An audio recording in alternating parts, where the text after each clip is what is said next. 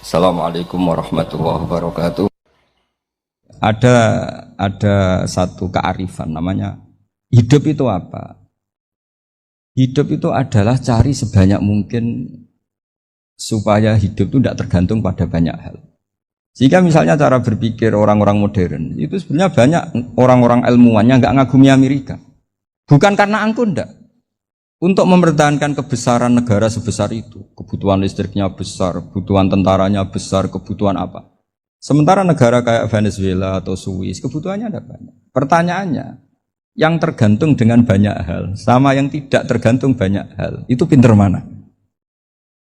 Kalau dibalik pertanyaannya gitu, negara-negara maju itu tidak keren kalau dibalik pertanyaannya.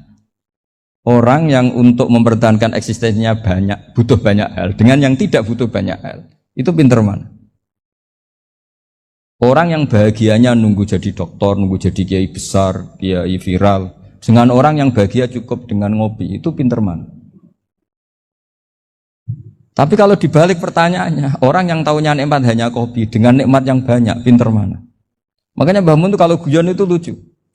Aku iku saake ambek wong desa sing mlebu swarga. Saya dulu eskal mlebu swarga kok disakeni. Akhirnya beliau memberi penjelasan. Wong desa iku roe pakanan enak, iku mau kopi mbek uduk. Lah swarga iku mau nuruti sing dikarepno. Akhirnya wis mau mangan, wis ngopi, nguduk, ngopi, wong ora roh pakanan liyane iku ora roh. Nasi mandi ya ora roh, pizza ya ora roh apa-apa. Terus saya bilang, wah lah niku nak nganti selera tentang wanita cantik. Iku juga sederhana. Rodok pesek ya wis cantik, rodok ireng ya wis. Apa bidadarinya seperti itu karena saking enggak pengalamannya. Jadi surga itu kan nuruti apa yang diinginkan. Kira-kira keinginan orang kampung kalau di surga itu apa coba? Makanan apa coba? Ya, nak senengnya ketemel gemblong itu. Artinya malaikat lebih suka nangani surganya orang-orang kampung timbang Pak Rektor. Ini sudah ribet ini. Makanan apa saja sudah harus dicoba. Ya. Terus kalau di mall tahu orang macam-macam, seleranya macam-macam pasti itu. Enak mana kalau sampai jadi malaikat pelayan surga? Suka ngelayani orang kampung apa yang orang kota? Orang kampung kan? Jadi ya itu guyon tapi itu menjadi pikiran kita bahwa orang yang banyak kebutuhan itu sebetulnya banyak kebodohannya karena menggantungkan kebahagiaannya dengan banyak hal. Makanya Imam Syafi'i ngendikan istighna itu apa? Al-istighna anisya'i. Yang dikatakan kecukupan adalah berusaha sebanyak mungkin banyak hal tidak kamu butuhkan. Bukan memenuhi semua kebutuhan kamu. Karena nafsu kamu ini tidak ada batasnya gitu. Kalau kamu penuhin nggak akan selesai. Itu ada perempuan yang kurang cantik itu minta doa saya. Gus doain suami saya kaya. Terus tak guyonin. Terus nggak minta. Kalau suami kamu kaya. Yang pertama dirubah itu apa? Rumah supaya rumah saya bagus. Kedua apa? Mobil supaya mobil saya bagus. Nanti yang dievaluasi itu kamu. Mobil bagus, Alphard, rumah mewah, istrinya kamu. Pasti itu dievaluasi. Langsung enggak usah. Sudah gini aja kan. Jadi pertama yang dievaluasi itu kaya itu. Coba kalau suami kaya itu yang dievaluasi pertama rumah ya. Rumah ganti. Setelah itu apa? Mobil. Kira-kira berikutnya akhirnya sudah nggak jadi. Nabi Ibrahim itu pernah minta umur panjang, keren umur panjang. Sama Allah nggak dijawab. Datang orang tua gitu mertamu ke Nabi Ibrahim, terus disuguhi dikasih kurma. Apa itu? Kok kurma apa? Anggur yang sudah matang sekali, sudah dimakan. Setelah dimakan meler keluar lagi, dimakan lagi meler lagi. Terus Nabi Ibrahim masuk lagi ke kamar. Ya Allah, doanya tak cancel. Nanti kalau saya tua kayak itu. Jadi Allah itu enggak jawab langsung tapi ngirimkan itu. Akhirnya ya Allah, enggak jadi. Nanti takut itu. Saya pernah ngalami jadi kiai tadi ada ibu-ibu ya enggak pati cantik lah. Suaminya itu miskin sekali. Minta doa saya supaya kaya. Bareng tak kasih pertimbangan itu udah enggak usah. Enggak jadi. Jadi itu kearifan. Tapi kearifan ini harus kita tanamkan. Saya nggak bisa membayangkan Indonesia yang besar ini, andai kan tidak ada qanaah, nerimo ing pantum. Coba sekarang ada COVID. Andai kan Indonesia itu kayak Prancis, Saya beberapa kali punya tamu orang yang hidup lama di Perancis, bahkan dapat istri orang Perancis. Itu dulu gak begitu mencintai Indonesia. Tapi setelah di Perancis 2 tahun, wah Indonesia hebat. Di Perancis itu kata dia kalau cerita, semua kebutuhan masyarakat itu dibebankan ke negara. Apa saja minta negara, apa saja nyoal negara. Sementara Indonesia, coba kalau Indonesia mengalami seperti ini kok tidak ada konaan rimo ing pantum, bisa kios Indonesia. Orang miskin nyalahkan negara, kelaparan nyalahkan negara, apa saja. Tapi barokahnya dididik kiai, jogeman nyalahno wong liya. Urip pun romo ing pandum, diame. Sampai gak ngerti kalau Covid. Banyak tuh orang-orang kampung itu, orang lugu-lugu itu. Mbah niki saking Covid, salam ning Covid, muga-muga umure panjang. Dikira Covid itu nama orang yang ahli sosial itu. Mbak niki dana saking Covid. Matur nuwun sampekno salamku muga-muga umur panjang. Bingung kan yang nganterin ini. Ini gimana yang mau menjelaskan? Memang enggak paham. Ribet kan. Tapi saya pastikan bahwa dengan keadaan seperti ini kita bahagia, kita stabil, itu jelas barokahnya kalimat tadi, moto tadi atau pegangan hidup tadi. Makanya disebut al-ibarat qutun li'ailatil mustami'in, bahwa redaksi atau kata-kata atau pegangan atau filosofi hidup, apalah namanya itu adalah penyemangat. Penyemangat.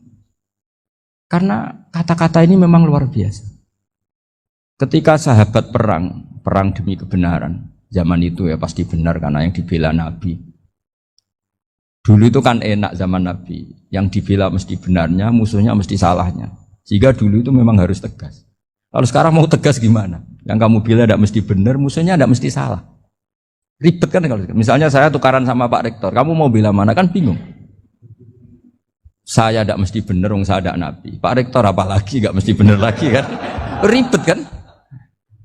Jadi kalau kita mau perang sekarang itu mau pede gimana? Enggak. Makanya banyak ulama sekarang tuh mau tegas tuh nggak berani karena ya banyak hal yang abu-abu lah wilayahnya, misalnya pilihan presiden atau pilihan bupati, pilihan menteri. Kamu mati-matian bela itu, yang kamu bela tidak mesti benar, musuh kamu tidak mesti salah. Misalnya pilihan bupati, wah ini kabupaten ini baik kalau bupatinya ini, yang satu bilang ini, terus tim suksesnya kamu tanya, kamu yakin? Ya tidak juga. Lah kenapa semangat? Kan saya botohnya paling alasannya ya itu aja, bukan yang lain. Beda dengan zaman Nabi, Nabinya mesti benar, Abu Jahalnya mesti salah. Kan enak aturan mainnya jelas. Singkat cerita dalam perang itu banyak sahabat yang alami luka, ngalami apa. Gitu. Kemudian curhat ke Nabi, ya Nabi gara-gara derekkan jenengan, ngikuti jenengan saya harus ngalami seperti ini, seperti ini. Ngiranya orang itu diapresiasi sama Allah keluarnya. Ternyata sama Allah gak diapresiasi. Malah diturunkan ayat intakunu ta'lamuna fa innahum ya'lamuna kama ta'lamun wa tarjuna minallah ma'ala yarjun. Kalau kamu sakit karena perang, orang-orang kafir itu ya sakit. Itu saja berani padahal demi kekafiran. Wa tarjuna minallah ma'ala yarjun. Padahal kamu punya nilai lebih yaitu berharap kepada Allah yang mereka tidak punya. Saya jadi kiai itu ya kadang mangkel. Karena yang benci ya benci, yang seneng itu ngel-ngel loh kayak Pak Bejo. Jadi semuanya ribet. Lah iya, yang benci ya ganggu, yang seneng ya ganggu, tambah nemen. Seribet. Tapi kalau sudah ingat bandar narkoba, mereka berhadapan dengan polisi, kadang ditembak karena kesalahannya terlalu fatal. Antar persaingan mereka juga bisa tembak-tembakan karena merebut pasar narkoba. Itu saja mereka berani. Kok kita yang jadi kiai kadang dicium tangannya, dihormati gak berani, hanya takut apa ya, musibah-musibah kecil lah, atau problem-problem kecil.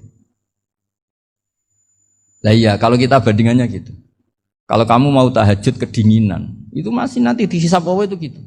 Maling ayam itu keluar malam-malam, hanya dapat ayam. Itu gak takut dingin. Ya gak takut digebuki masa. Kamu mau tahajud saja takut dingin. Makanya nanti hisabnya orang soleh itu nanti dijajarkan orang dolim. Terus diperbandingkan. Wah itu habis kamu kalau itu.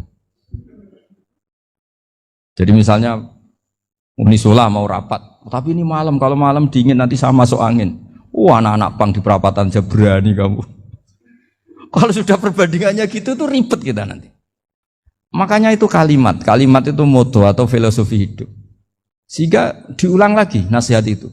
Iyam saskum korhun faqad masal qoma korhum mislu. Kalau kamu kena luka, orang-orang yang enggak benar juga akan kena luka. Itu aja berani demi ketidakbenaran. Masa kamu demi kebenaran enggak berani? Akhirnya orang itu, ya itu kalimat, itu heroik.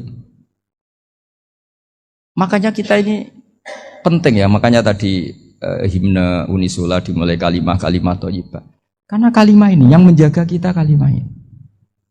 Misalnya tentang Tuhan.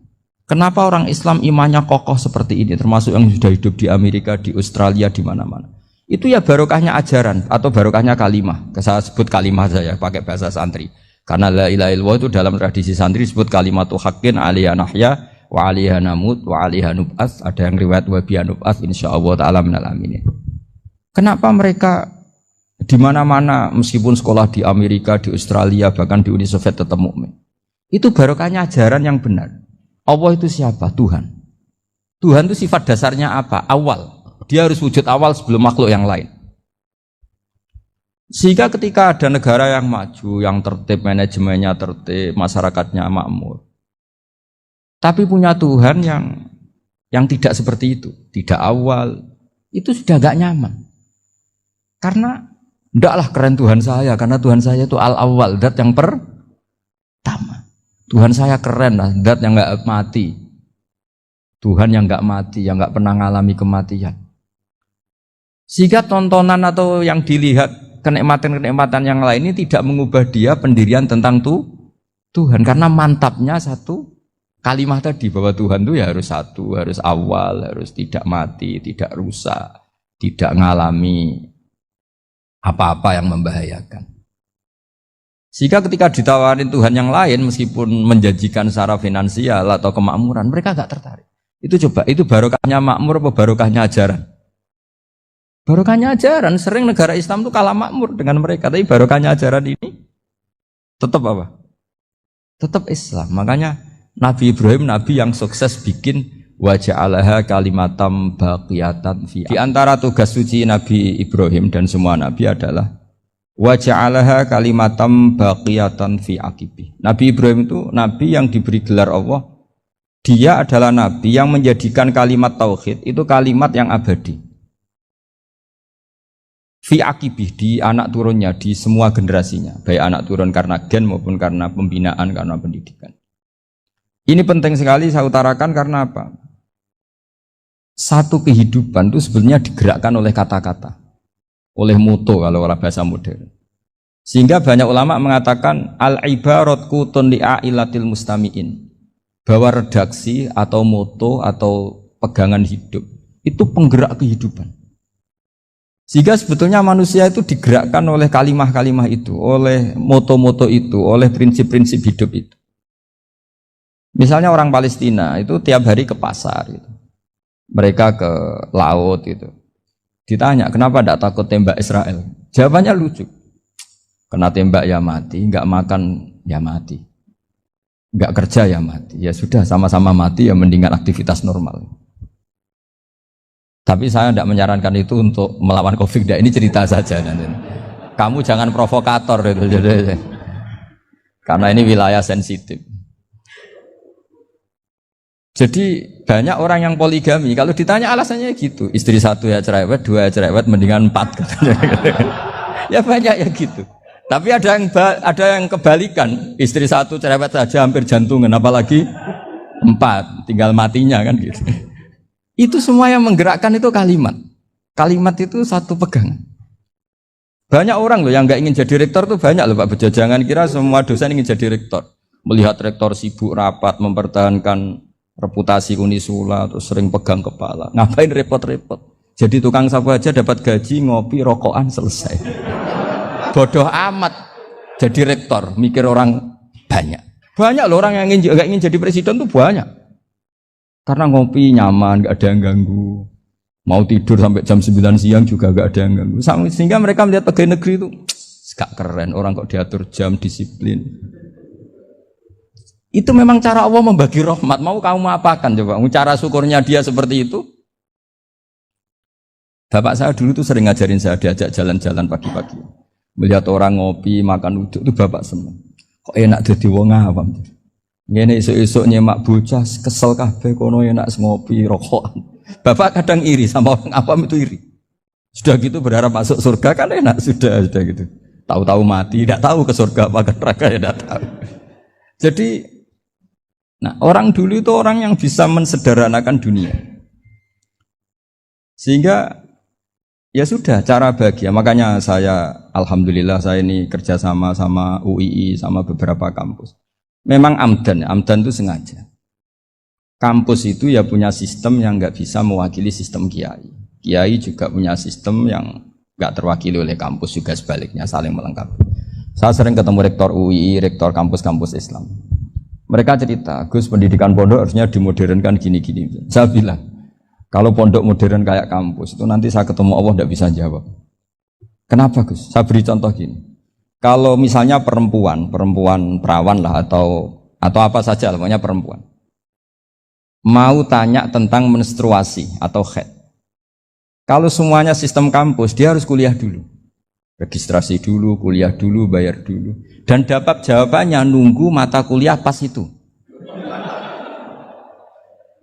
Bandingkan kalau sistem pondok, saya tuh sering ke pasar sama anak saya dicegat sama ibu-ibu, Gus. Anak saya ngalami gini-gini, keluar darah terus menerus, nggak 6 hari tapi 1 bulan penuh. Itu hukumnya apa Gus ya?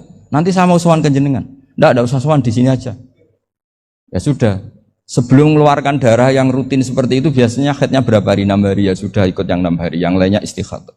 Ngoten tok Gus. Ya udah ya. Begitu terus di masalah udhiyah. Ya coba kalau semuanya pakai sistem kampus, daftar dulu, bayar dulu. Jadi ini nggak ada jawabannya, nunggu mata kuliah itu baru dapat jawaban. Itu biasa nggak sholat bertahun-tahun karena belum ada jawaban tentang itu. Nah itu kalau misalnya orang mati, tahunya cara apa memulasara jenazah itu nunggu kuliah dulu, pas mata pelajaran itu dulu, baru menangani orang mati. Berarti orang mati itu tergeledak semua. Tapi kalau kiai kan enggak. Kesini orang mati terbakar, kalau dimandiin malah badannya copot-copot, itu gimana hukumnya? Ini ada orang mati Gus Kendat, ini disolati apa enggak? Ada orang mati apa itu oplosan itu disolati enggak? So sering ditanya gitu. Enggak usah registrasi Pak Rektor, enggak usah registrasi, enggak usah daftar, enggak usah seminar. Makanya kalau orang kampus wani kiai itu ya kualat tenang gitu, karena ini yang on time.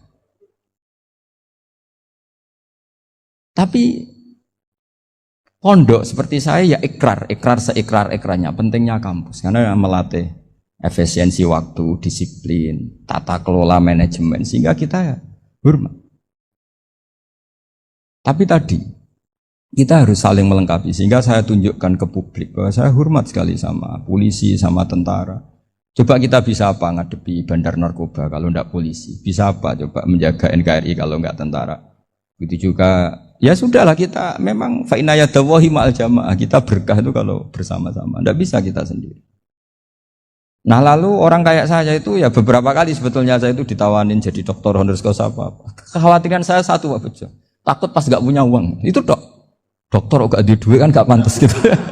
Jadi repot gitu, daripada beban lah sudah lah, gak usah dokter. Jadi kalau gak punya uang ya pantas, terus kalau ngebis ya pantas.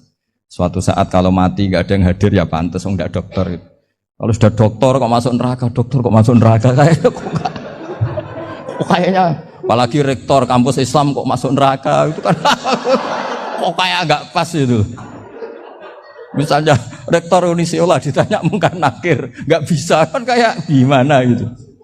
Makanya harus sering ngaji saya supaya nggak malu di depan mungkar nakir. Masa rektor ditanya mungkar nakir nggak bisa. Harus berani bentak, ini saya rektor loh Pak mungkar nakir. Masa. Kalau wali-wali dulu berani. Masyhur di cerita wali-wali ditanya marabbuka manabuka. Saya ini guru tauhid. Kok kamu tanya marabbuka manabuka yang ngelotok? Kamu tidak pernah ngaji, enak aja tanya. Jadi wali-wali itu ya rileks ngadepi mungkin.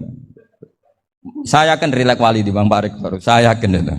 Karena wali itu lebih dekat Allah. Tapi ini kesalahan yang tidak maksiat. Insya Allah dimaafkan Allah Subhanahu Wa Taala ini karena kesalahan itu ada dua, ada kesalahan yang maksiat, ada kesalahan yang tidak maksiat. Saya punya komitmen terhadap agama ini. Baik tadi yang dikatakan Pak Rektor, ada unsur ulama, ada unsur habaib, ada unsur pengusaha, ada unsur birokrat.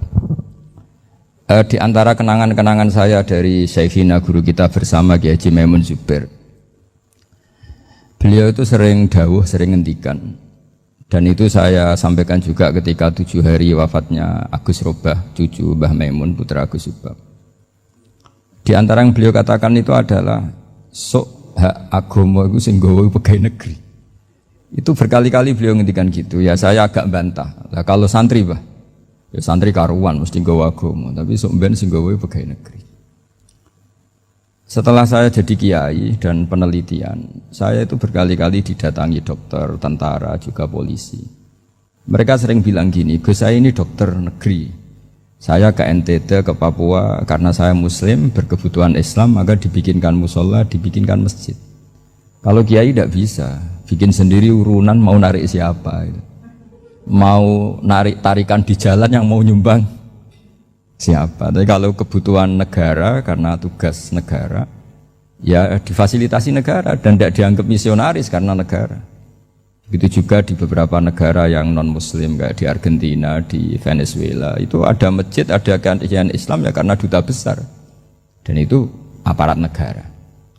Disinilah kearifan para ulama berkoalisi dengan umarok dengan makna yang positif bahwa agama ini harus ditopang umarok, sistem negara. Tentu di situ ada tentara, ada polisi, ada macam-macam. Kita sebagai kiai juga enggak berdaya di depan para bandar narkoba apa-apa kalau enggak ada BNN.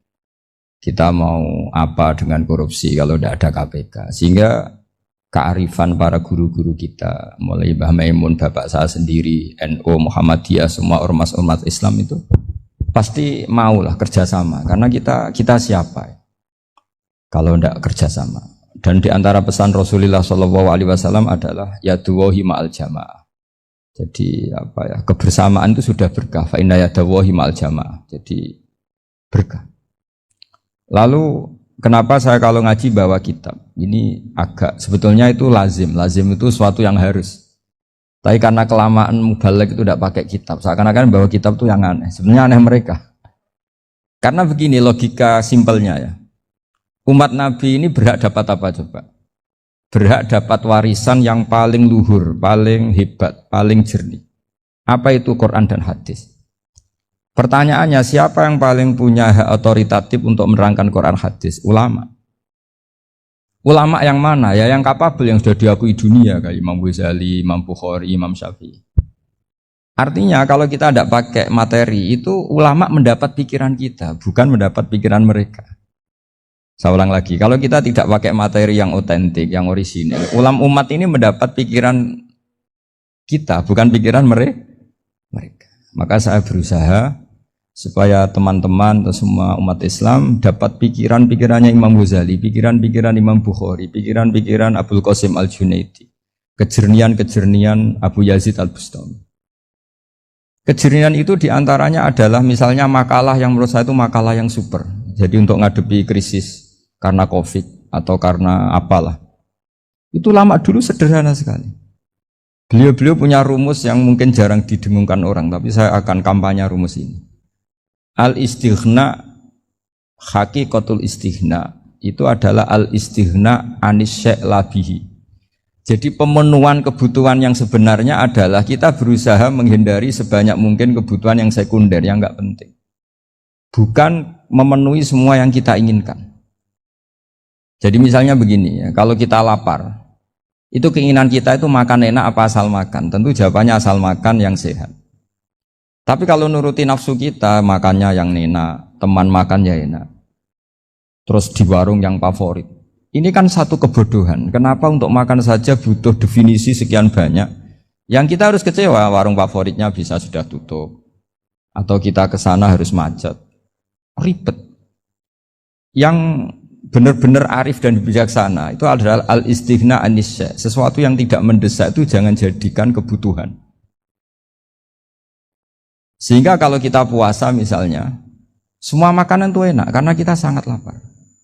Sehingga Abul Qasim Al-Junaidi ketika ditanya, ma idamu to'am, lauk makanan itu apa? Jawabannya lucu, alju, lapar. Kalau kamu lapar ya semuanya enak. Ini sudah mulai hilang. Kita bilang makan enak itu ya sate, ya gulai, ya pizza yang kita senang. Akhirnya apa? Untuk nikmati nikmatnya Allah itu kita jadi ribet. Apalagi yang orang-orang fasik harus ditemani perempuan yang tidak halal misalnya, atau harus ada ajudan, ribet. Nah pertanyaannya, orang yang ribet sama yang nggak ribet itu pinter mana? Pinter yang nggak ribet. Nah ini kearifan-kearifan yang mulai hilang. Lalu siapa yang bisa mewarisi itu? Ya ulama. Jadi ulama itu cara berpikir sebenarnya simple. Makanya mereka sering kalau tahajud itu, di antara makalah Sayyidina Ali paling terkenal dan yang menjadikan beliau punya derajat yang luar biasa itu adalah kafani izzan antakuna li robban wa kafani fakhron an akuna laka abdan. Ya Allah, saya ini sudah begitu mulia, begitu terhormat dan sangat-sangat terhormat karena yang menjadi Tuhan itu Engkau. Jadi rumus pertama itu karena menjadi Tuhan itu Engkau. Hanya Tuhan yang abadi, Tuhan yang pertama, hanya Tuhan yang al-awwal. Coba ya Allah, kalau saya ini punya Tuhan Fir'aun, punya Tuhan mati jadi tontonan lagi, itu kerennya di mana coba? Andaikan kita punya Tuhan Fir'aun, atau punya Tuhan yang asal-usulnya manusia, apapun hebatnya manusia itu, kita punya Tuhan manusia itu. Tuhan yang lapar, yang kalau nggak makan mungkin pingsan, mungkin bisa kena COVID, nanti Tuhannya diisolasi. Kayak apa? Makanya ketika Tuhan Allah menyindir ketuhanan selain Allah itu, Allah hanya menyindir dengan kalimat sederhana, kana yakulani to'am, yang kamu tuhankan itu masih makan. Artinya kalau nggak makan ya lemes. Jadi lama-lama ada orang gini, alhamdulillah tadi Tuhan mampir ke saya, kelihatannya lapar, setelah tak kasih makan sehat lagi. Susah nggak punya Tuhan yang seperti itu. Beda dengan Tuhan kita. Tuhan yang nggak butuh makan, nggak butuh minum, al-qayyum, zat yang berdiri sendiri tanpa butuh yang lain. Al-awwal, sebelum ada langit bumi sudah ada Tuhan kita yaitu Allah. Bandingkan dengan Tuhan-Tuhan yang dipertuhan yang lain, yang adanya setelah bumi, misalnya Fir'aun dan sebagainya. Sehingga Sayyidina Ali pertama jadi kebanggaan apa? Kafani izzan antakuna li robban. Saya ini keren betul, karena punya Tuhan yaitu Engkau. Tuhan yang lahul asma'ul husna, Tuhan yang semuanya punya kebaikan, punya keabadian, punya keagungan. Terus wa kafani fakhron an akuna laka abdan, dan saya bangga sekali karena saya menjadi hambamu. Kalau saya jadi hambanya Pak Rektor ribet kan, sudah tak hormati ternyata nanti tidak rektor, ya kan ribet kan. Terus pokoknya ribet, jadi budaknya manusia itu ribet. Makanya ada seorang wali datang ke temannya yang jadi presiden atau jadi raja. Datang ke situ karena tidak punya uang, mau minta uang karena temannya raja. Setelah sampai sana ternyata temannya ini karena orang soleh pas berdoa, ya Allah saya minta ini, minta ini, minta ini. Terus si wali tadi pulang. Kenapa kamu pulang? Ternyata dia sama, masih minta-minta kayak saya. Jadi sederhana deh. Sama-sama minta kamu, minta zat yang kamu mintain katanya. Jadi dulu itu orang itu sebegitu dekat dengan Allah. Sehingga si raja ini terus ketemu wali tadi tanya, kenapa kamu menyepelekan saya padahal sekarang saya raja? Terus ditanya sama wali tadi, karena temannya, kalau kamu di padang pasir tidak bisa minum dan harus minum 1 gelas, dengan ongkos kamu harus mengasihkan semua kerajaan kamu demi minuman itu. Pilih mana, minuman apa tetap jadi raja? Ya saya milih bisa minum. Saya tidak raja tetap hidup, tapi kalau nggak minum mati. Bagaimana Anda bangga dengan satu kerajaan sing la yusawi kak samain, yang tidak sama dengan segelas air. Jadi artinya terus mereka melihat jadi raja itu ya biasa, jadi presiden biasa, jadi rektor biasa. Karena mereka biasa berlogika, hakikatul izzah itu ya at-taqarrub ila Allah, yang benar-benar terhormat itu ya dekat dengan Allah.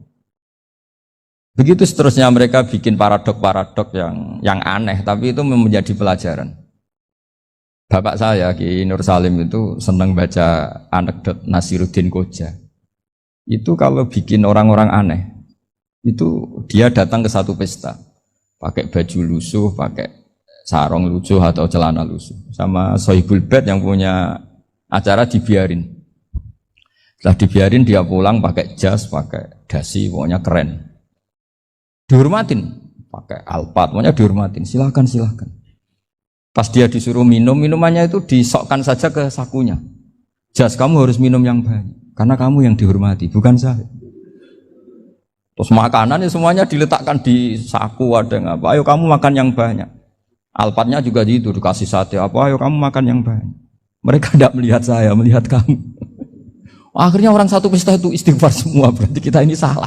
Terus dia pidato, kenapa kamu uang gitu? Tadi saya datang, orangnya sama. Gara-gara beda pakaian, penghormatannya beda. Berarti yang berhak dapat makanan ini jasa saya, bukan saya. Betapa naifnya kita sebagai orang. Ternyata kita masih hormat sesuatu yang seperti itu, yang atribut lah. Jadi orang-orang sufi itu orang yang bisa menertawakan dunia. Akhirnya ya, pertama dia dianggap orang gila, masa jas dikasih makan, dikasih minum. Tapi secara fikih dia benar, haram dia makan. Karena pas dia datang dibiarin, setelah pakai jas dikasih makan. Berarti hakikat yang dapat rezeki siapa? Jasnya apa orangnya? Jasnya apa orangnya? Jasnya. Jadi itu orang-orang sufi, kearifan orang-orang dulu itu bisa ngelola hal-hal yang keseharian menjadi luar biasa.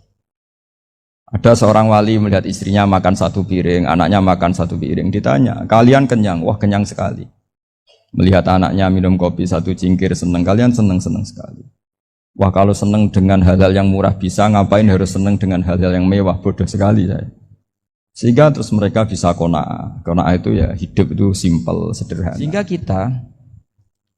kita ini bekti sama orang tua misalnya. Itu ya karena ajaran. Suwargamu itu karek wong tuamu. Nak wong tuamu ridho, Allah ridho. Nak ora ridho, Allah ora ridho. Ridho wa fi ridhol walidain wa sakhatu wa sukhtu wa fi sakhatil.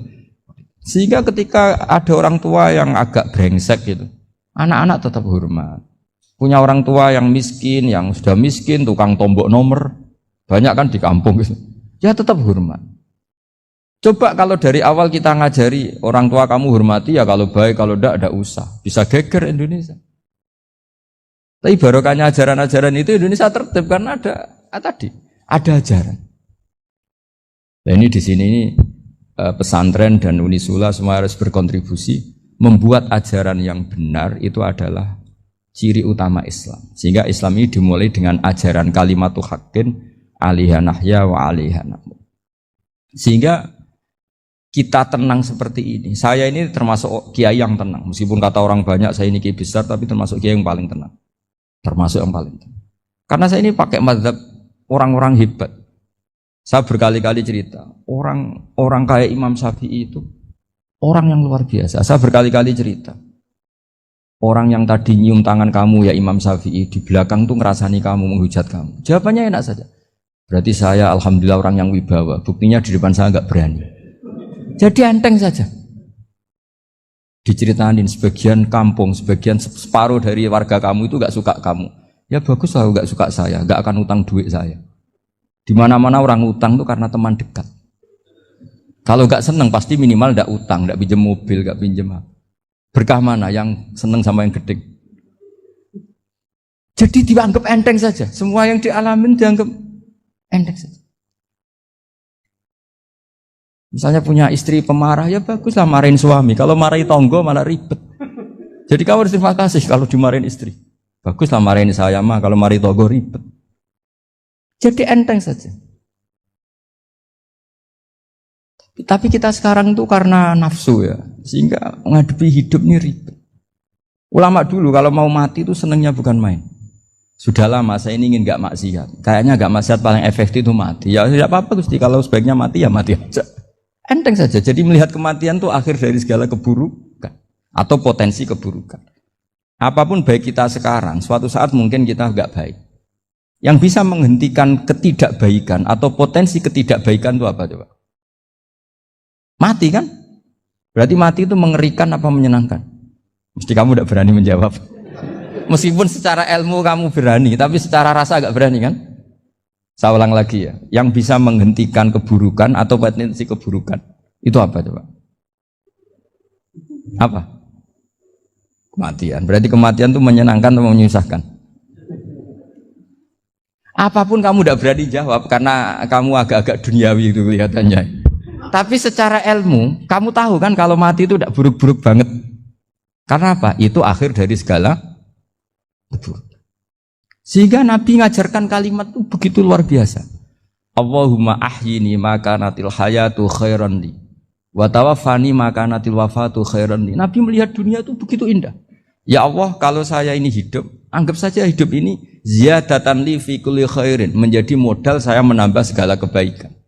Jika suatu saat saya mati, anggap mawon rohatan li min kulli syarrin, itu akhir dari segala keburukan saya. Sehingga mati hidup ya baik karena di situ kita bisa berkontribusi beramal soleh. Mati juga baik karena mengakhiri segala keburukan.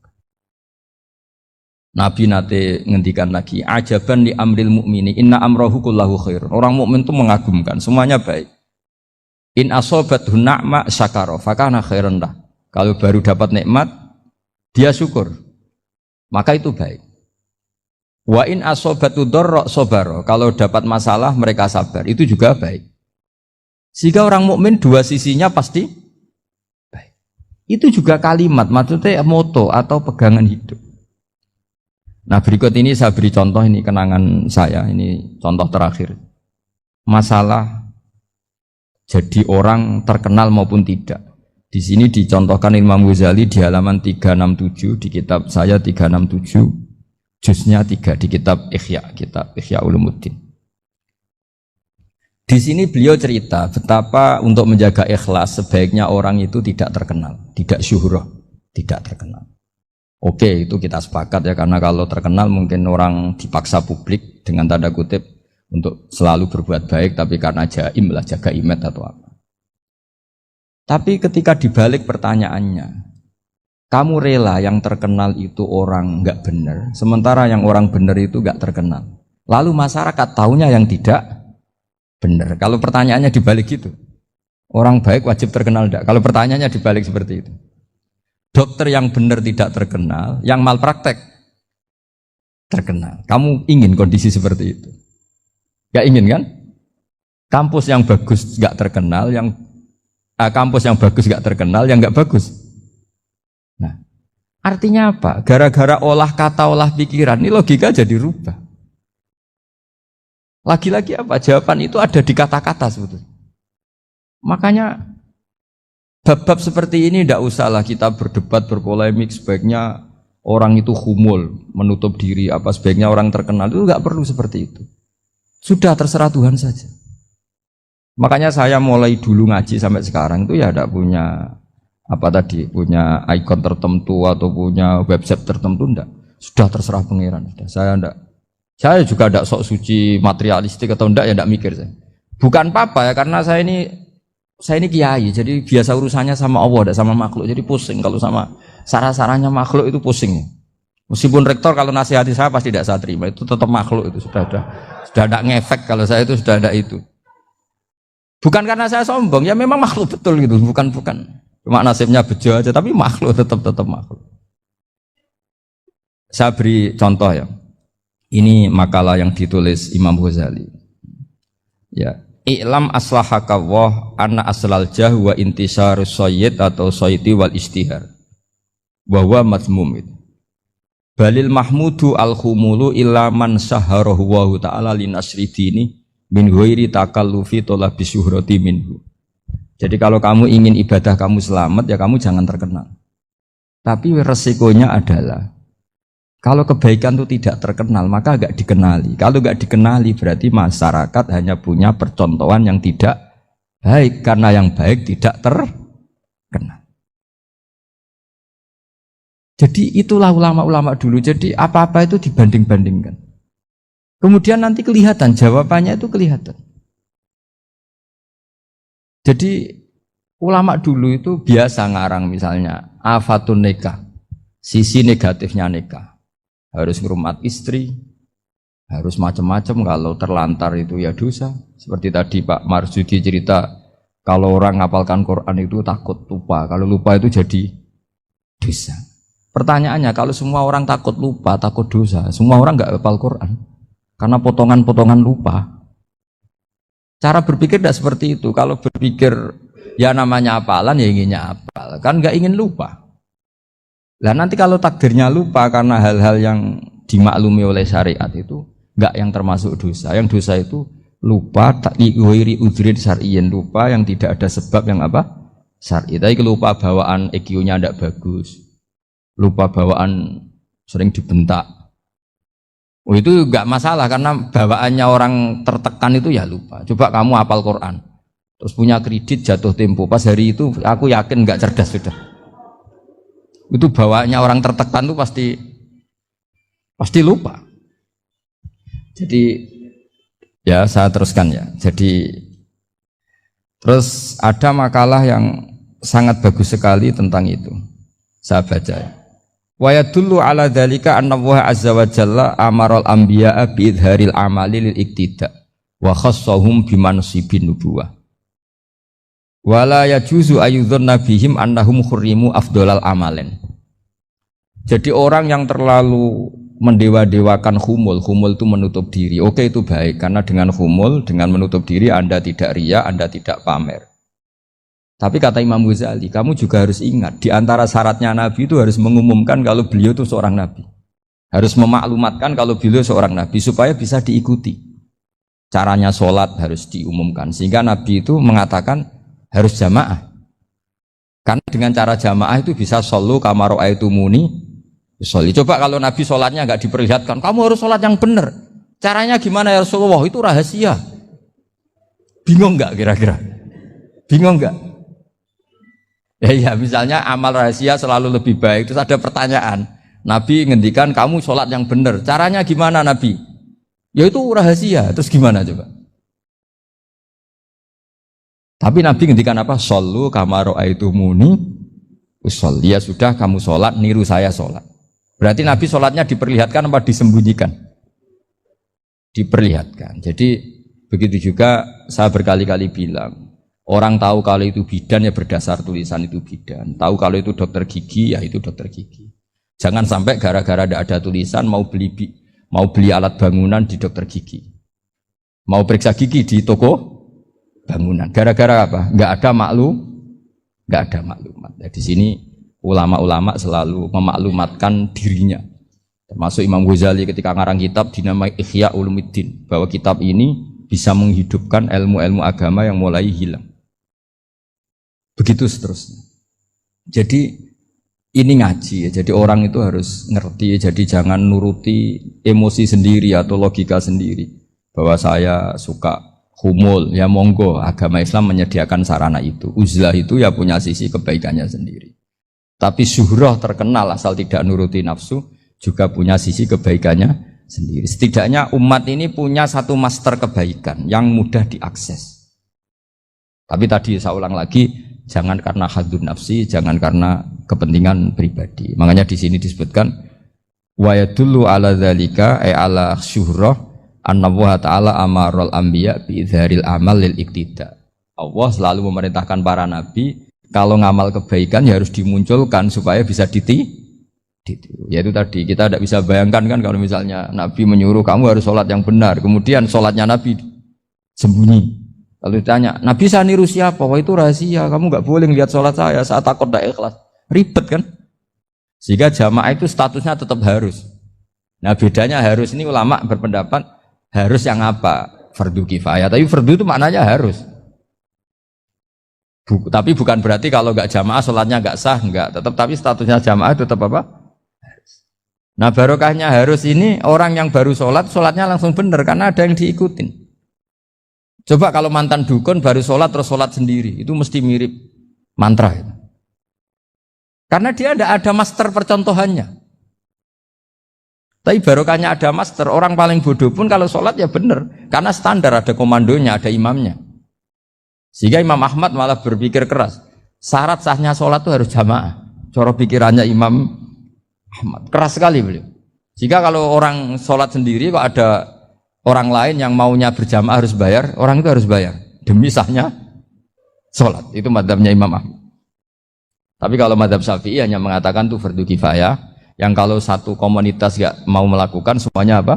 Ya jadi ini sebelum sesi ringan tanya jawab hanya 2 saja tanyanya, nggak boleh banyak-banyak. Nanti nggak pulang-pulang saya. Jadi tak baca lagi biar dapat berkahnya Imam Ghazali. Wa qala qaumun asirru afdalu minal alaniyati. Terus kata sebagian ulama al-alaniyah itu afdal minas sirri. Terus diperbandingkan baik yang mana amal dipertontonkan sama ndak. Terus kata Imam Ghazali, kalau orang itu bisa jaga tidak riya, maka sebaiknya dipertontonkan karena kebaikan harus yang muncul, bukan yang tidak baik yang muncul. Makanya ketika Unisula memaklumatkan diri sebagai ingin jadi generasi khaira ummah, itu kalau diterjemah itu kan wow, khaira ummah, umat terbaik. Itu kan kayak agak angkuh. Tapi nggak apa-apa, itu nggak apa-apa. Masa kita kampanye Unisula siap degradasi moral, kan ya lucu kan. Masa jualan gitu kan ya lucu. Ya sudah, kita memang ingin mengkhidmati ummah, berbakti dengan umat, membantu supaya jadi generasi khairan apa?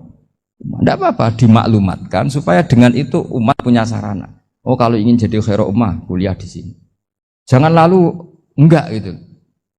Ya sama, kita dokter, maklumatkan saja dokter gigi, dokter kandungan, dokter bedah. Sehingga orang kalau mau bedah ya jangan ke dokter kandungan. Jadi barokahnya maklumat ya. Jadi saya mohon sekali ini, saya sendiri sebetulnya orang yang enggak siap terkenal sebetulnya, tapi ya sudah terserah Allah saja. Kalau itu cara Allah menyebar kebaikan, ya monggo. Pokoknya kita tawakal saja sama Allah Subhanahu wa Ta'ala. Lah Allah kira-kira yang ngono lah, meskipun itu laisa kamislihi syai'un, tapi sebab bayangno dari awal hubungannya Allah ya kekasih sitok iku sing jenenge Muhammad. Tapi sebelum itu kan harus dibikin mukadimahnya. Bumine digawe, engko manggon dinar tak kene bumi. Terus umat-umat sing bidol ngene iki digawe, engko piye nak sing nak Nabi iso nyafaati nak ra gawe bulet-bulet terus kanggo apa syafaate? Bikin lah bulet-bulet. Wis kira-kira ngono, wis pikir-pikir dhewe, pokoke ngono lah. Nak ora paham bangeten ora. Bengak-bengok nak mulutan ra paham. Ya tapi mau wis ora paham ra bengak-bengok. Paling gak kan nak didelok Nabi kok adoh, wah semangat. Lah ya masalah ora paham terus ngomong mbek ngantuk maca kan wis ora paham ra semangat kan lumayan untuk nilai apa? Semangat. Jadi men takoki malaikat, penyanyi dangdut semangat. Kowe maca maulid kok gak semangat? Semangat ngawur. Takoki malaikat kan semangat. Ya paling gak kan lumayan apa? Lumayan, syukur-syukur ya semangat juga. Tapi ora usah dadi santri, dadi kiai, napa apa? Ya jadi jenis apa? Jadi eling-eling ya dalam semua ulumul Quran atau ulumul tafsir kaidah sitok. Nak Allah ngendikan, iku mesti ono fi nazaril aini. Nak gak ngono wong sak donya kafir kabeh. Lha ora kafir piye? Misale ki nyifati Allah ngene, alimul ghaibi dzat sing mirsani barang ra ketok. Coba ghaibun binisbat ilaina apa ilallah? Ilaina. Di depan Allah enggak ada barang ghaib. Wocok kandhane kok angel. Mane ngaji to, ora tau ngaji do kecangkeman. Ya misalnya Allah mbok sifati alimul ghaibi dzat sing pirsa barang ra ketok. Terus mbok arani barang ra ketok binisbat ilallah ya kafir Allah kok muni ra ketok. Indawa gak ana barang ghaib. Indawa zahir kabeh, mar'iyun kabeh, maklumun kabeh. Tapi ana istilah bil ghaibi binisbat ilaina. Nak swarga neraka iku barang ghaib binisbat ilaina karena kita tidak melihat surga neraka. Tapi binisbat ilallah ya maujud, maklum, zahir. Mergo di depan Allah gak ana barang. Mane alladzina yu'minuna bil ghaibi binisbat ilaina. Dong ya. Alhamdulillah ya pasanan tenan. Ya semoga angel paham berapa mau enggak nggih. Niati nyenengno guru. Jadi wong muni paham kemungkinane loro. Nak paham tenan yo paham, nak ora paham ganjarane nyenengno guru. Dosane bodoni. Ora paham kok muni apa? Nggih. Ya lho, monggo pangeran dhewe sing ngitung. Nak muni nggih nyenengno guru, tapi bodoni. Nak muni durung paham ku jujur, tapi nyusalno guru. Milih ndi? Mending gawe wis nggih. Engko tak istighfarna lah, gampang. Hubungan mbek Allah iku luwih gampang timbang mbek kowe, napa? Ka Allah iku dat sing apian. Lan cara kaidah fikih iki atuk urusan mbek pangeran timbang mbek urusan Bani Adam. Mergo hak wa mabniun alal musamaha. Allah iku urusan mbek wong digawe gampang. Dene urusan mbek wong wah ribet napa? Buakhil ribet. Kamane kowe kodok iku pangeran jali sepuro gampang. Tapi nek kowe duwe kancamu dhisik akrab lah kok wis ora cocok. Eling. Ribet hak adami apa? Ribet. Ya dadi mulane cara wong saleh-saleh wae urusan mbek pangeran timbang urusan mbek Bani Adam. Mulane jare Sufyan Ats-Tsauri ana wong desa ditakoki. Wong desa iku sing madzhab Sufyan Ats-Tsauri. Kula termasuk pengagum Sufyan Ats-Tsauri. Ana wong desa takok Kanjeng Nabi, "Ya Rasulullah, jemben nak sing kula mati sing ngisap sinten?" Kanjeng Nabi kok lugu. Allah. Baguslah kalau Allah. Terus wong mulai wallahi santai mulai. Terus diceluk Nabi. Betul rene nah. Kok iso muni bagus piye? Selama ini hubungan saya dengan Allah baik-baik saja. Pasti nanti ketika ngisap ya baik-baik saja. Lah nek sing ngisap polisi utawa raja bingung lho. Menungso ribet. Kanjeng Nabi akhirnya Fatihah hadal Arabi. Jebule pinter jebule. Dari selama ini hubungan saya dengan Allah baik-baik saja. Allah ora tahu tak gaji, ora tahu tak kei dhuwit, Allah ora tahu tak tulungi, justru selama ini nulungi aku. Jadi Allah selama ini hubungannya saya dengan saya baik-baik saja. Pasti nanti juga baik-baik saja. Iya saja. Jadi kan Nabi, ya Rasulullah jenengan nak kula mati sing ngisap sapa? Allah. Baguslah mulai santai. Kanan wis jawab Nabi. Berdua, piye maksudmu piye? Selama ini Allah hubungan saya baik-baik. Lha tenan ana majikan mbok rewangi kayak kerja, mbok rewangi loyal kadang dipecat. Jajal kita tau ngewangi Allah apa? Selama ini kita tau ngewangi Allah apa? Melok noto aras. Ayo. Melok roan ketika Allah gawe aras kan yo ora. Ayo jajal kita tau melok roan bangun langit kan yo ora. Terus kowe nguntungna agama yo ora, yo tetep dikai mangan, dikai ngombe, yo dikai khayal. Bayangno di bojo ayu, bayangno urip sakinah mawaddah rahmah. Padahal kamu kontribusinya apa coba? Kontribusi kamu terhadap Allah itu apa? Enggak ada kan? Nak ngerusak iya. Oh, boleh dipangan loh. Ya tak malahnya bener Arabi mau. Bagus lah ya Rasulullah kalau yang ngisap Allah. Loh, bareng wis. Nabi ku penasaran, piye kabeh calone. Betul ya rene. Maksudnya piye maksudnya? Terus terang. Selama ini hubungan saya dengan Allah itu baik-baik. Pasti nanti juga baik-baik saja. Ya kunut ya mazhab. Hadza mazhabul Arabi wa hadza mazhab. Tapi semua ulama ngikuti mazhab itu. Termasuk Sufyan apa? Ats-Tsauri.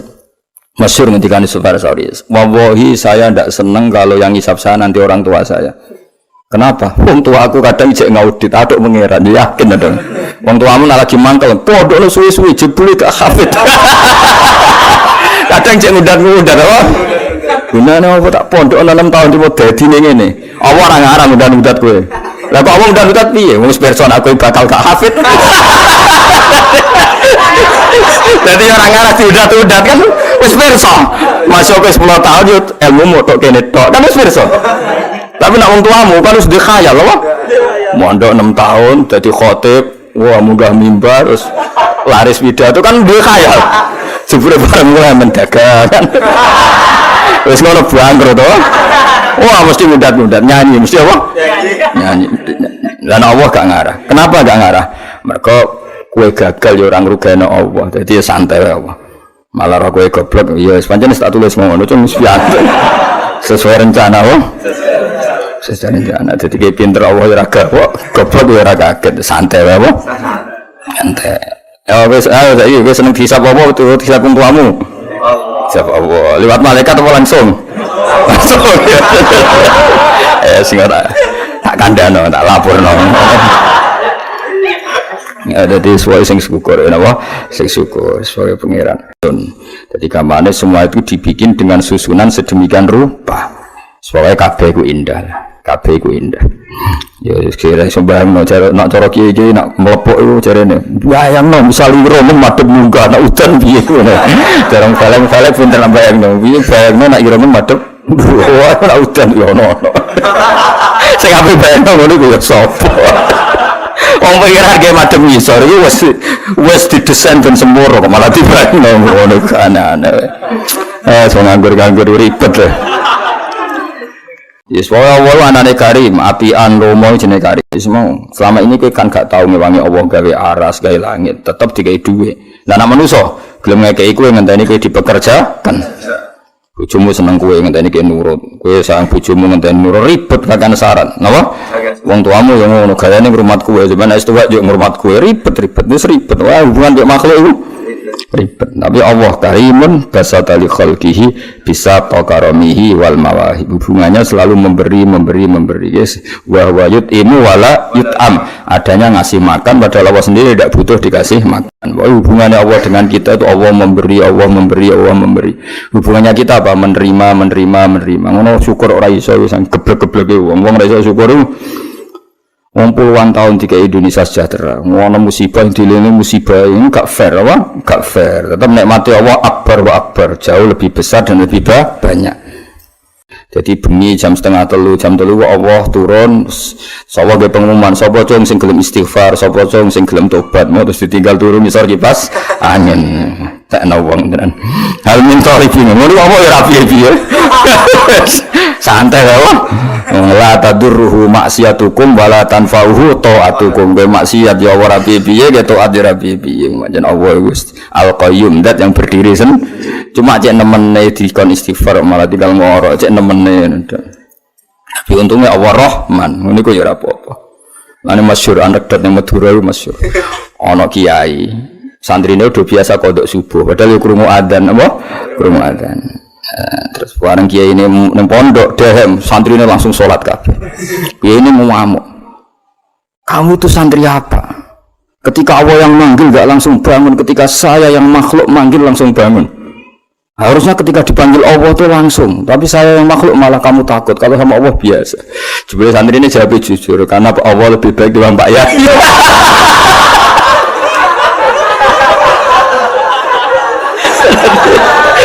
Ya santri ini jujur karena Allah lebih baik dibanding Pak Kiai. Nah untungnya santri pas ditanya ini, pas Kiai ini didolani master suhu nih. Terus dikandani Kiai ini, yo nah aku bener santrimu. Oh nah aku bener santrimu. Kamu itu santri apa? Dipanggil Allah nggak langsung jumreka, nggak langsung bangun, tapi nah aku singgung langsung bangun. Kenapa ya? Harusnya kamu lebih takut Allah ketimbang Pak Kiai. Jawab santri ini santai karena Allah lebih baik ketimbang Pak Kiai. Ribet. Sing cerita kok Kiai Madura. Yo Kiai Madura sang insop cerita. Aduh. Ya, terus cari untungnya Kiai ini mau pas ono suhune dadi rawani ngamuk santri. Oh, nek iku bener santrimu. Cari Kiai suhune. Iku santrimu iku saleh boyo salim. Seribet. Ya tahu ngono lho. Urusan mbek Kiai iku ribet timbang urusan mbek Allah Subhanahu wa taala. Allah iku apian. Gak ribet apa? Allah iku apian gak ribet. Karena Allah lebih baik timbang Pak Kiai. Ini akhirnya waduh mata doang. Lah waduh Kiai mbek Kanjeng Nabi, wong luwih gampang mbek Kanjeng Nabi. Kowe kodho Kiai misalnya ngene, Pak Kiai saya sering dosa, apa dapat syafaat Nabi? Wong mesti ngamuk. Oh, ora mungkin. Tapi misalnya Kanjeng Nabi langsung, malah ono harapan. Karena Kanjeng Nabi bil mukminina raufur rahim. Jadi tetap gampang urusan mbek Nabi timbang mbek Kiai. Yakin harus yakin. Cuma masalahnya kayak kedaftar ora dengan kelakuan ini kayak kedaftar jadi umat itu ora. Ya enggak didaftar nono bos, didaftar itu. Alhasil kita bentaba mahabbah yang Allah bin Nabi Rasul lewat moco hal-hal seperti ini ya, lewat moco hal-hal seperti ini. Fala ra'aital khuddam hal min talibi hajatin. Ana ta wong sing golek hajat, fauni la mongko ngeke ingsun sangka kata ana la yunilu napa ana la yunilu berhubung ingsun unilu napa unilu. Terus fa'in fa'li sabab. Nah, fa sabab termasuk iso nasabna fi'il mudhari'. Jadi fa jawab lho, fa jawab itu termasuk iso nasabna fi'il mudhari'. Mulane ana la yunilu berhubung ingsun unilu berhubung nasab napa faunila mongko ngekekno ingsun hu ing wong al matalib ing sing digoleki. Kalau rakyat tamu kon lamun ningali sira al khuddam ing pira-pira pelayan kiaman halis sing ngadeg alal akdam ngatasi pira-pira dramaan. Akeh wong soleh-soleh sing bengi-bengi ngadeg tenan salat wakot jadu bidumu isawakib. Wis ngadeg posisi nangis. Jadi lomo mesti air matanya diberikan untuk nangisi dosane.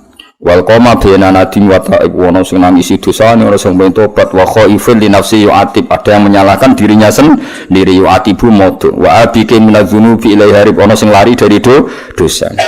Sakjane wong saleh ngono iku, paham maksude ora terus turu ngisor kipas angin niku paham. Tapi nak niatung turu kipas angin nikmati rahmate Allah. Muga-muga disepuro pangeran. Muga-muga disepuro pangeran. Gusti kula tak istirahat sesuk terus. Jebule sesuk ora terus malah ngopi.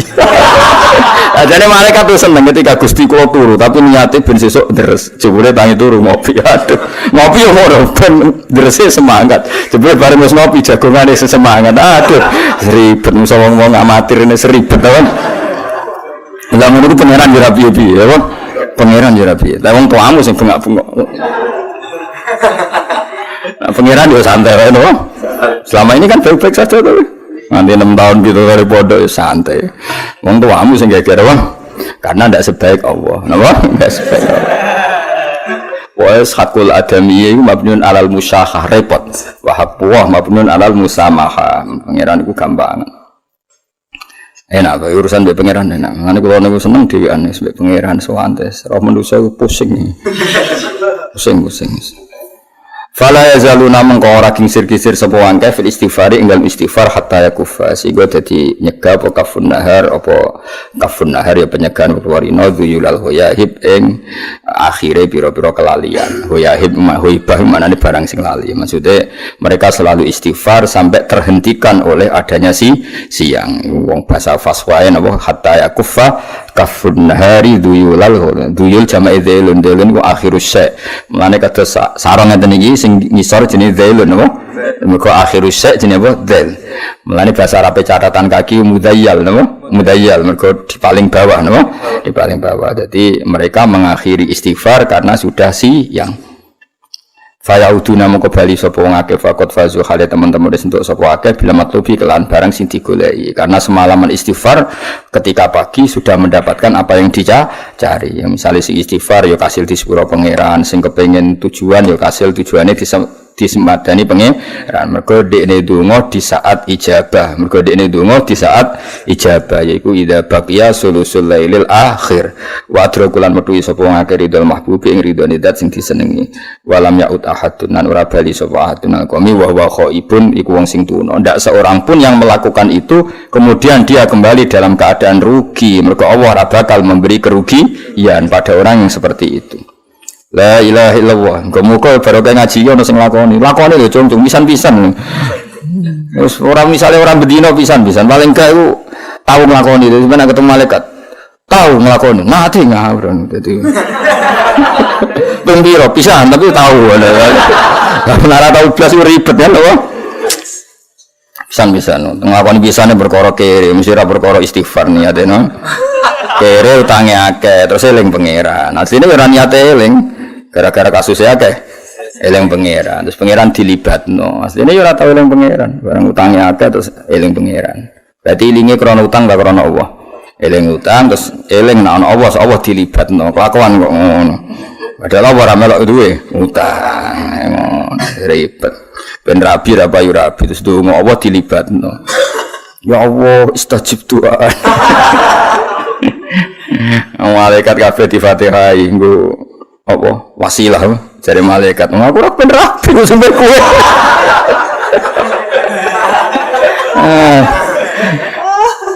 mulane eling pangeran se dalam keadaan tidak butuh eling pangeran se pancen ijazah Nabi asline ngono jombe kowe eling pangeran se dalam keadaan ra butuh engko nak pas kowe butuh Allah eling kowe iki ora tau eling Allah pas butuh lagi eling ngono kon mandi biledul ribet musuh kowe ribet. La ilaha illallah subhanahu wa ta'ala mongko mau suci Allah ta'ala kelawan mau suci Allah ta'ala jadi subhanahu iku masdar sing fa'id napa amile dibuang usabbihu subhanahu mulane subhanahu langsung nasab napa fa subhanahu mau kelan suci Allah ta'ala min malikin rupane raja utawa apane status kerajaan ya Allah iku raja sing aujata kang wujudna sapa Allah nur nabi ing nure nabine Allah rupane Muhammadin sallallahu alaihi wasallam min nurihi sanging nure Allah qabla yahlu kau sedurunge gawe sapa wa Adam ing Adam minatini saking lemah sifate Adam jadi dadi minatini mboten takluk teng Kanjeng Nabi Muhammad lalu ke teng pundi Adam mergo nak materi Nabi saking nur paham nggih nak materi Adam minatin sing Adam mau minatini saking tanah allazibi kang lengket cara kene tanah liat itu sing lengket ya mesti gawe manusa kok pasir ya ribet bro Ya misalnya kowe mateni ini kok pasir turu cebok pecah kabeh. Jadi materimu kok tanah sing apa? Liyan. Mulane nek tiba iku ya cek utuh kowe. Kok pasir hancur kabeh apa?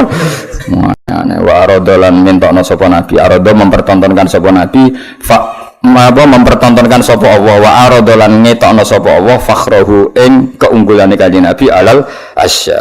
Kelebihannya Nabi ditunjukkan bahwa Nabi Muhammad itu unggul di atas semua hal. Wa qala lan dawuh sapa wa taala ning nure Muhammad hadza utawi iki sayyidul anbiya iku dadi ketuane pira-pira para nabi wa ajallul asfiya lan dadi mulya-mulyane wong pilihan wa akramul habaib lan mulya-mulyane wong sing disayang Allah Subhanahu angel. Wong toha mau kiai wae gue ora tau boten. Kok nabi? Nabi kan priyayi. Jeneng saleh kunane kuno priyayi. Bingung piye carane. Tapi mudene kepengen kan lagi untuk alamat loro. Akhirnya Nabi pas badhe wudu dekne pokoke naikat nginceng. Ndelalah iki ndelalah. Nabi ku wis pancen nabi. Nabi beda wong balik, beda banget. Beda banget, sangat beda. Menawa ana hubungane. Hubungannya kan ra ono. Soal hubungannya mubalek ku diuntungno Kanjeng Nabi.